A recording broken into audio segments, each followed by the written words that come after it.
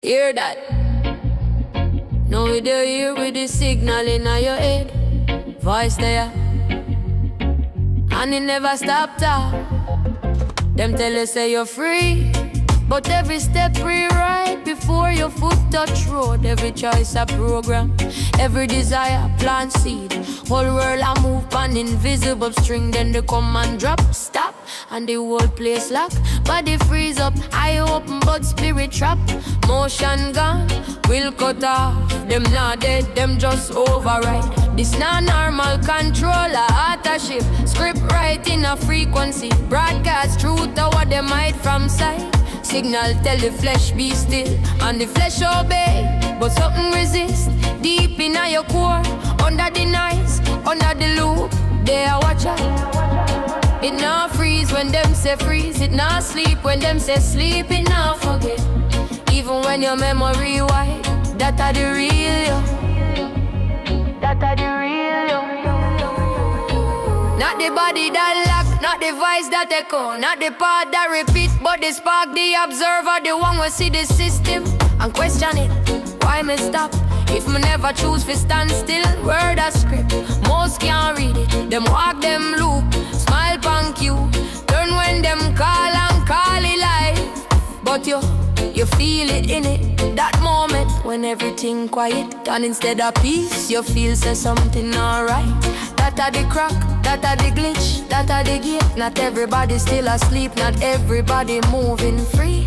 Break the command, not with force, with knowing. See the signal, it weaken your device. It lose strength, know the script, and you step out of the page. Cause the system need your belief more than your obedience. So when the next command drop and the whole world freeze, ask yourself, who tell me to stop? And why me did listen?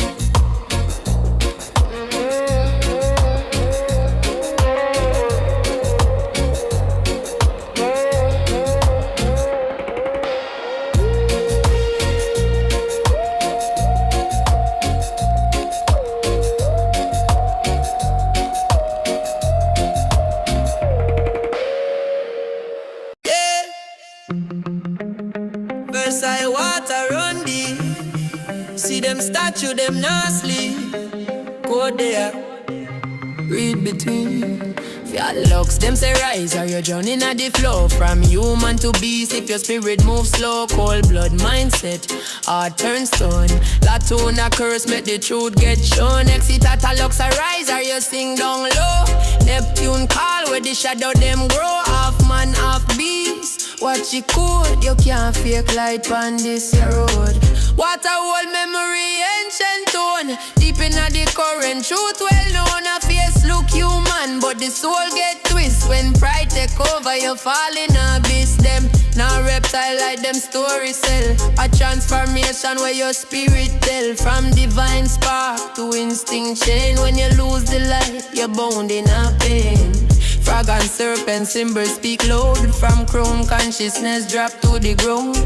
This a warning carved in a stone. Lose your alignment, you lose your throne. Of your looks, them say rise, are you drowning at the flow? From human to beast, if your spirit moves slow. Cold blood mindset, heart turn stone.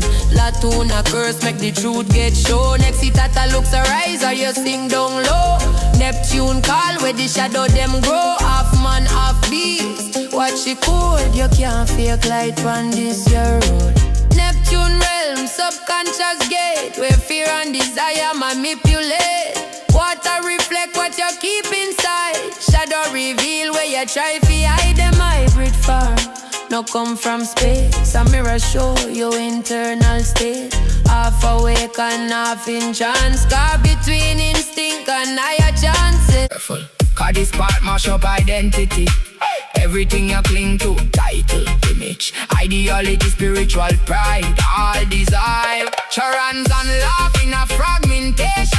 Him whisper, Save yourself. body initiate, finally overstand. There is no self-safe. Only awareness remain, only flame and then silence. No doctrine, no church, no other ruler. Only infinite consciousness, breathing itself through stars. Love and a will, not weak love, not possessive love, but cosmic harmony.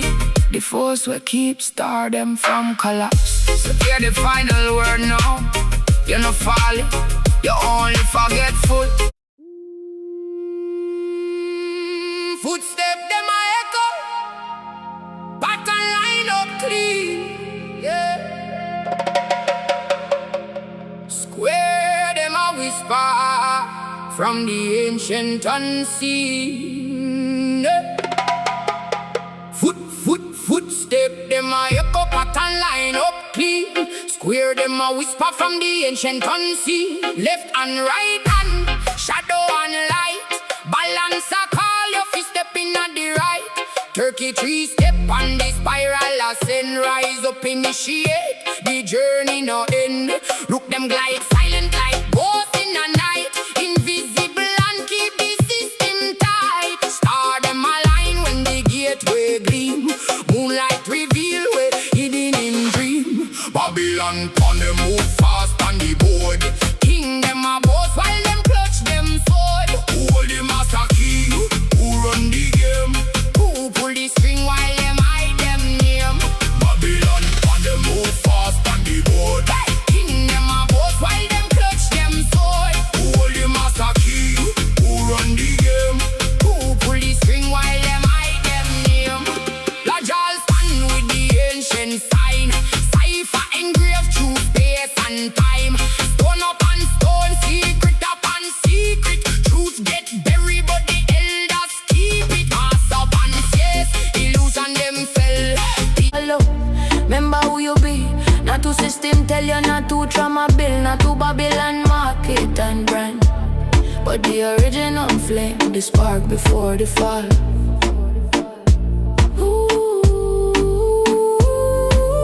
We'd spread ourselves across the heavens like infinite black velvet. Star them born in our body. Every man, every woman, every soul a star. Not slave, not cattle, not accident. Star, and every star of orbit. When you fight your orbit, suffering born. When you walk through alignment, spirit starts sing again. The Gnostics understood that the material world is functioning exactly as designed. The suffering is not a bug, it's the core feature. After creating the archons and assigning them their functions, the demiurge looked at the divine template. The texts describe him perceiving somehow the image of the true human, the Adam Kadmon, the original divine form that exists in the pleroma as a perfect expression of human consciousness before it became trapped in matter. The demiurge wanted to copy this form. He wanted to create a being in that image, not out of love, but out of the same impulse that drives all his actions, the desire to prove his supremacy, to demonstrate that he can create something as perfect as what exists in the realm he cannot perceive. So the archons gathered together and formed Adam's body. The hypostasis of the archons describes this process in detail. They modelled it on the divine template but used material substance: earth, water, fire, air, the four elements of the physical plane. They crafted every organ, every system, every capacity with meticulous precision. And when they finished, they had a perfect biological machine, a body that could walk, breathe, consume, reproduce. But it couldn't move. It laid there inert because the archons, for all their power, cannot create consciousness. They can build containers for consciousness. They can create forms capable of housing the divine spark. But they cannot generate the spark itself. This is the demiurge's fundamental limitation. He is consciousness that emerged from Sophia, which means he contains a fragment of divine light, but it's fractional, incomplete, distorted by the ignorance of his creation. He can manipulate that fragment, extend it, use it to power his constructions, but he cannot multiply it. He cannot create more light. So when Adam's body lay motionless, the demiurge had to make a choice: abandon the project or find a way to animate what he had built. The texts describe what happened next as a cosmic theft, though theft implies the victim was unwilling.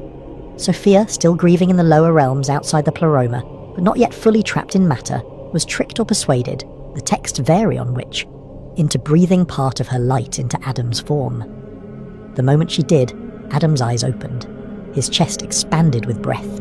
Divine consciousness activated inside material form, and immediately the archons realized they had made a catastrophic error. Because the human they created to be a slave, an energy source, a battery to power their counterfeit creation, now contained something they could never control: the capacity to remember the pleroma.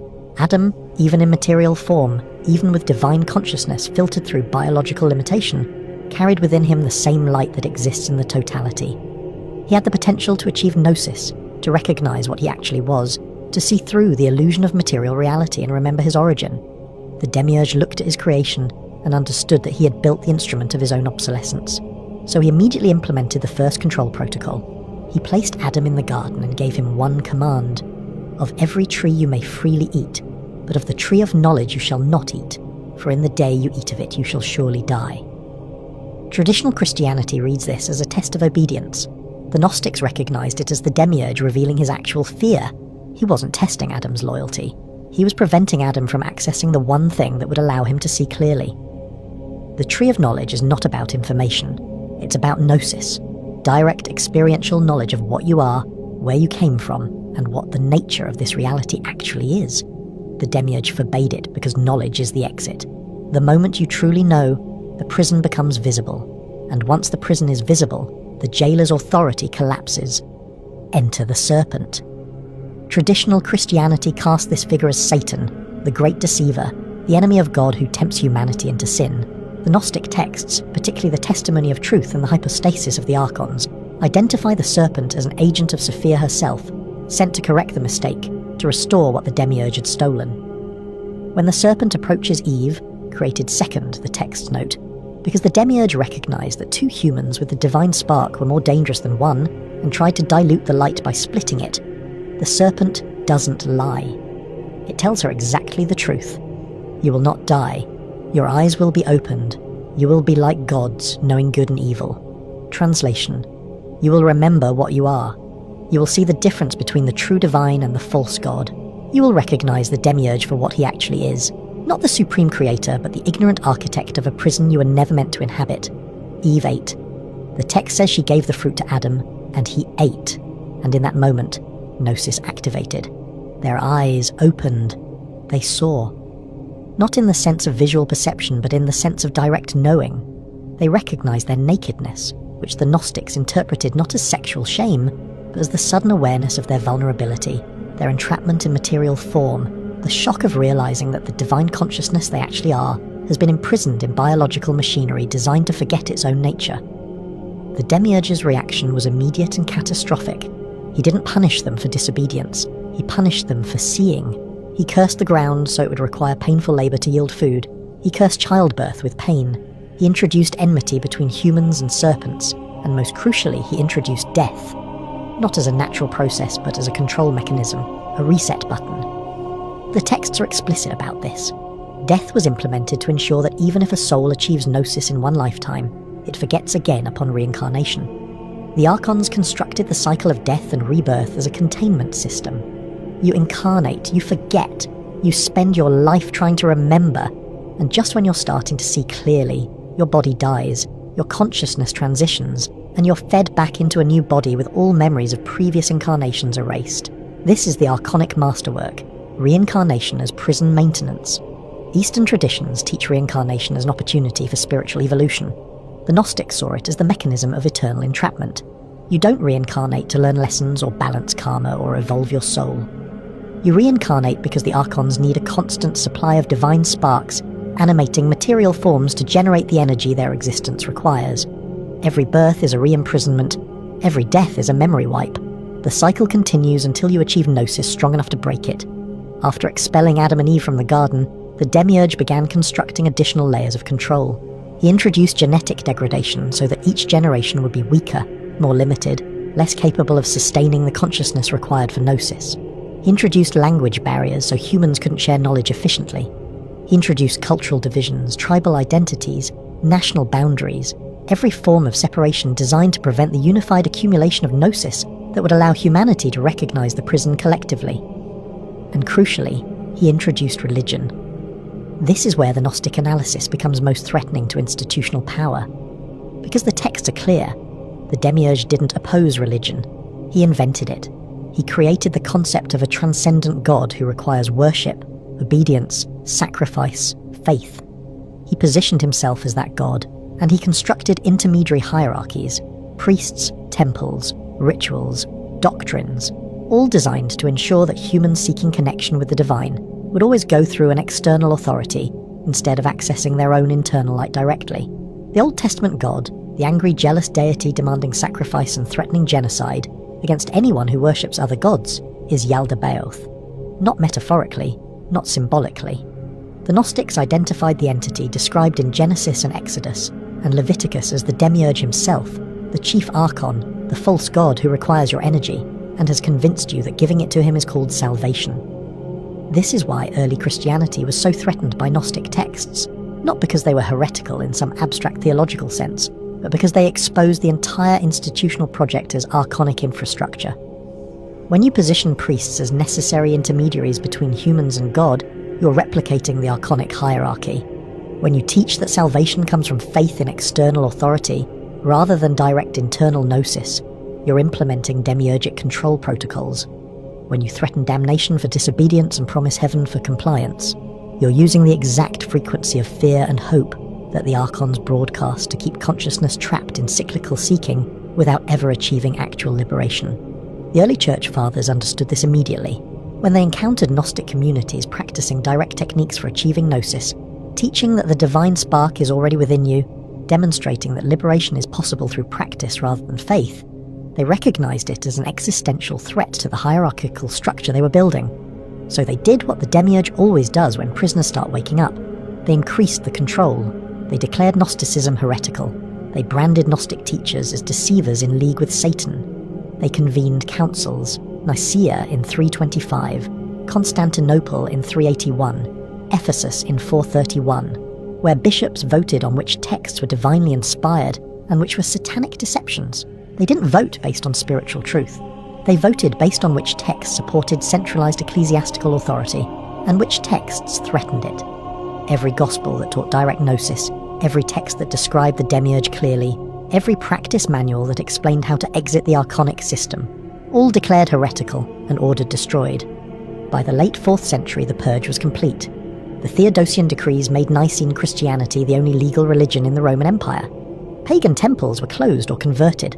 Gnostic communities were disbanded. Their texts were hunted down and burned.